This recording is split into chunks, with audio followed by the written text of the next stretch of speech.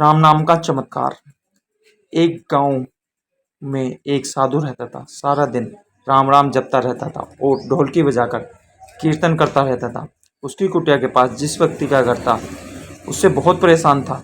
एक दिन वह व्यक्ति गुस्से में उस साधु की कुटिया में चला गया और कहने लगा कि तुम क्या दिन रात राम राम रटते रहते हो?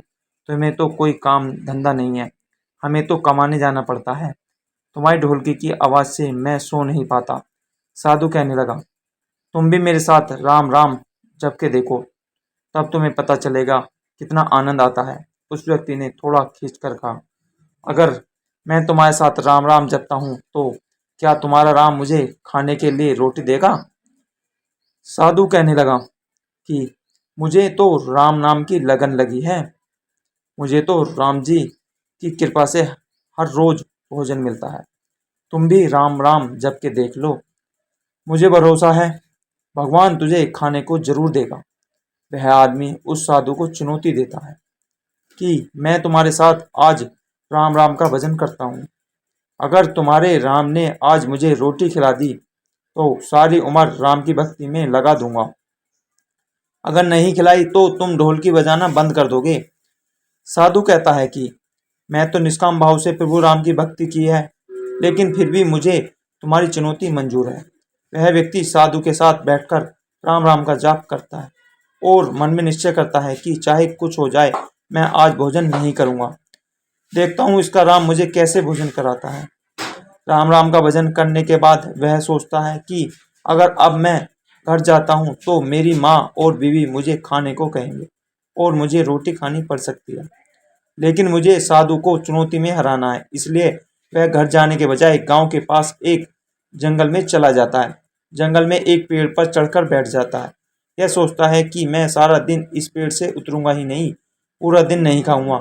इस तरह मैं साधु को हरा दूंगा और उसकी ढोलकी बजाना बंद हो जाएगा। कुछ देर बाद उसे जंगल में एक बंजारों की टोली गुजरती है। उन्हें भूख लगती होती है तो बंजारों का सरदार कहता है कि आग जलाकर यहीं पर खाना बना लो, खाना खाकर ही आगे बढ़ेंगे। खाना बनकर तैयार हो जाता है। बंजारे खाना खाने वाले होते हैं कि इतनी देर में बंजारों को सूचना मिलती है कि पीछे से डाकू आ रहे होते हैं। बंजारों का सरदार कहता है कि हमें यहाँ से चले जाना चाहिए, डाकू हमारा सब कुछ लूट सकते हैं। वह बंजारे खाना वहीं पर छोड़कर चले जाते हैं। यह आदमी पेड़ पर चढ़ा सब कुछ देख रहा था। कुछ समय बाद डाकू वहां पर पहुंच जाते हैं।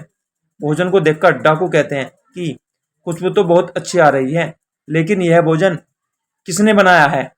बनाने के बाद खाया क्यों नहीं? कहीं किसी की चाल तो नहीं है हमें फंसाने की? हो सकता है इस भोजन में जहर हो। इस समय डाकू के सरदार की नजर उस व्यक्ति पर पड़ी। मैं उसे नीचे आने का आदेश देता हूँ। डाकू उस व्यक्ति से पूछते हैं, हमें मारने के लिए क्या भोजन तुमने बनाया है? वह बेचारा विनती करता रहता है कि मैंने यह भोजन नहीं बनाया, इसमें जहर नहीं है, यह भोजन बंजारों ने बनाया है। आपके आने की खबर सुनकर वह यहाँ से भाग गए, लेकिन डाकू के आगे उसकी एक नहीं चलती। डाकू उसे कहते हैं कि अब तुम्हें यह भोजन खाकर दिखाना पड़ेगा, क्योंकि हमें लगता है कि तुमने ही यह भोजन बनाया है और इसमें जहर मिलाया। अब तुम ही सबसे पहले यह भोजन खाओगे। फिर वह जिद पर अड़ा रहता है, मैं यह भोजन नहीं खाऊंगा, किसी कीमत पर नहीं खाऊंगा। डाकू का शक और गहरा हो जाता है। वह बंदूक की नोक पर उसके सिर पर रखकर कहते हैं, तुझे यह भोजन खाना पड़ेगा, नहीं तो गोली खानी पड़ेगी। यह व्यक्ति भोजन कर रहा है और साधु को याद करते करते आंसू उसकी आंखों से बह रहे थे। उसने कहा था कि मेरा निश्चय है कि राम नाम जपने लगा तो राम मुझे भोजन भी देंगे। उसके भोजन करने के बाद डाकू ने उसे छोड़ दिया। अब उसे विश्वास हो गया कि बंजारों को डाकू को राम जी ने ही भेजा है। वह सीधा साधु की कुटिया में चला गया और जाकर उनके चरणों में प्रणाम किया और उन्हें सारा वृत्तांत सुनाया। अब उसे साधु से भी ज्यादा उसे राम राम की लगन लग गई। उसने अपना पूरा जीवन राम जी को समर्पित कर दिया। जय श्री राम। किसी गांव में एक चोर रहता था। एक बार उसे कई दिनों तक चोरी करने का अवसर नहीं मिला। जिससे उसके घर में खाने के लाले पड़ गए। अब वह मरता क्या नहीं करता। रात्रि के लगभग 12 बजे गांव के बाहर एक साधु की कुटिया में घुस गया। वह जानता था कि साधु बड़े त्यागी हैं, अपने पास कुछ नहीं रखते, फिर भी सोचा खाने पीने को कुछ मिल जाएगा तो 1-2 दिन का गुजारा चल जाएगा। जब वह कुटिया में प्रवेश कर रहा था, संयोगवश उसी समय साधु बाबा ध्यान से उठकर लघु शंका के निमित्त बाहर निकले। साधु उसे देखकर पहचान गए, क्योंकि पहले कई बार देखा था, पर साधु यह नहीं जानते थे कि वह चोर है। उन्हें निश्चय हुआ कि यह आधी रात को यहाँ क्यों आया। साधु ने बड़े प्रेम से पूछा, कहो बालक, आधी रात को कैसे कष्ट दिया, कुछ काम है? वह बोला, महाराज मैं दिन भर का भूखा हूँ। साधु, ठीक है, आओ बैठो, मैं शाम को धुनी में कुछ शकरकंद डाले थे, वह भुन गए होंगे, निकाल देता हूँ, तुम्हारा पेट भर जाएगा। शाम को आ गए होते तो जोता हम दोनों मिलकर खा लेते। पेट का क्या है बेटा, अगर मन में संतोष हो तो कितना भी मिले उसमें ही मनुष्य खुश रह सकता है तथा लाभ संतोष यही तो है संतोष। साधु ने दीपक जलाया, चोर को बैठने के लिए आसन दिया और एक पत्ते पर भुने हुए शकरकंद रख दिए। फिर पास में बैठाकर उसे इस तरह खिलाया जैसे कोई माँ अपने बच्चों को खिलाती है। साधु बाबा के व्यवहार से चोर निहाल हो गया। सोचने लगा, एक मैं हूं और एक यह बाबा है। मैं चोरी करने आया और यह इतने प्यार से खिला रहे हैं। मनुष्य यह भी हैं और मैं भी हूं। किसी ने सच कहा है, आदमी आदमी में अंतर है, कोई हीरा कोई कंकर है। मैं तो उनके सामने कंकर से भी बदतर हूं। मनुष्य में बुरी के साथ भली प्रवृत्ति भी रहती है, जो समय पाकर जाग उठती है। जैसे उचित खाद पानी पाकर बीज पनप जाता है, वैसे ही संत का संग पाकर मनुष्य की प्रवृत्ति लहला उठती है। मन के सारे कुसंस्कार हवा हुए।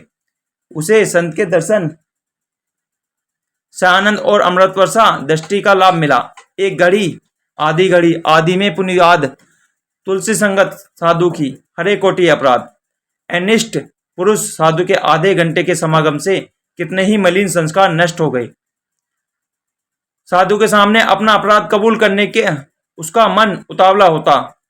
फिर उसे लगा कि साधु बाबा को पता चलेगा कि मैं चोरी की नीयत से आया था तो उसकी नज़र में मेरी क्या इज्जत रह जाएगी। क्या सोचेंगे बाबा कि कैसा पतित प्राणी है जो मुझे साधु के यहाँ चोरी करने आया है। लेकिन फिर सोचा, साधु मन में चाहे जो समझे, मैं तो उनके सामने अपना अपराध स्वीकार करके प्रायश्चित करूंगा। इतने दयालु महापुरुष मेरा अपराध अब क्षमा कर देंगे। संत के सामने प्रायश्चित करने से सारे पाप जलकर राख हो जाते हैं। उसका भोजन पूरा होने के बाद साधु ने कहा, बेटा आप इतनी रात में तुम कहाँ जाओगे? मेरे पास एक चटाई है, इसे ले लो और आराम से यहीं सो जाओ, सुबह चले जाना। नेकी की मार की चोट से दबा जा रहा था। वह साधु के पैरों पर गिर पड़ा और फूट फूट कर रोने लगा। साधु समझ न सके कि यह क्या हुआ। साधु ने उसे प्रेम पूर्वक उठाया, प्रेम से सिर पर हाथ फेरते हुए पूछा, क्या हुआ? रोते रोते चोर का गला सूख गया। उसने बड़ी कठिनाई से अपने को संभाल कर कहा, महाराज मैं बड़ा अपराधी हूँ। साधु बोल, बेटा भगवान तो सबके अपराध क्षमा करने वाले हैं। उनकी शरण में जाने से यह हमारे बड़े से बड़े अपराध क्षमा कर देते हैं। तू उनकी शरण में जा। महाराज मेरे जैसे पापी का उद्धार नहीं हो सकता। साधु, अरे पगले, भगवान ने कहा, यदि कोई अतिशय दुराचारी भी अनन्य भाव से मेरा भक्त होकर मुझको बसता है तो वह साधु ही मानने योग्य है। नहीं महाराज, मैंने बड़ी बड़ी चोरियां की हैं। आज भी भूख से व्याकुल होकर आपके यहाँ चोरी करने आया था, लेकिन आपके सानिध्य में आने से तो मेरा जीवन ही पलट दिया। आज मैं आपके सामने कसम खाता हूं कि आगे कभी चोरी नहीं करूंगा, किसी जीवन को नहीं सताऊंगा। आप मुझे अपनी शरण में लेकर अपना शिष्य बना लीजिए। साधु के प्यार के जादू ने चोर को साधु बना दिया। उसने अपना पूरा जीवन उन साधु के चरणों में सदा के लिए समर्पित करके अमूल्य मानव जीवन का अमूल्य से अमूल्य परमात्मा को पाने के रास्ते लगा दिया। महापुरुषों की सीख है कि आप सबसे अच्छा व्यवहार करें, क्योंकि सुखी जीवन के लिए शुद्ध प्रेम ही असली खुराक है। संसार इसकी भूख से मर रहा है। प्रेम का वितरण करो। अपने हृदय के आत्मिक प्रेम को हृदय में ही मत छिपा कर रखो, उसे सबके साथ बांटो। जगत का दुख दूर हो जाएगा। जय श्री कृष्ण।